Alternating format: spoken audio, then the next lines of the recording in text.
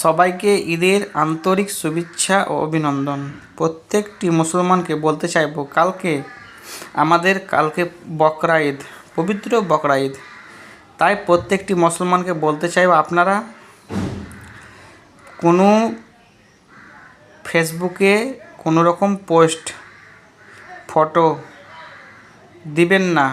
কার দিবেন না? পশুর। কোনো রকম পশুর ফটো ফেসবুক, ইউটিউব ও ইনস্টাগ্রামে পোস্ট করবেন না, দয়া করে বলছি আপনাদেরকে। আর আপনারা রাস্তায় চলাফেরা করবেন সতর্কতা বজায় রেখে, যেন কোনো রকম দুর্ঘটনা না ঘটে। সতর্কতা বজায় রাখা ভালো। আর গাড়ি আস্তে চালাবেন।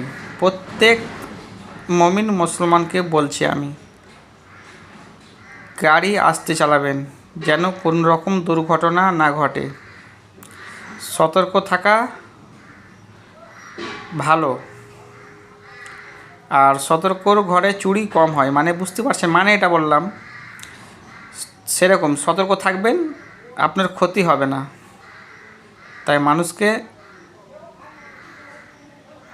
মানুষের উপকার না করতে পারলে মানুষের ক্ষতি করা ঠিক নয়।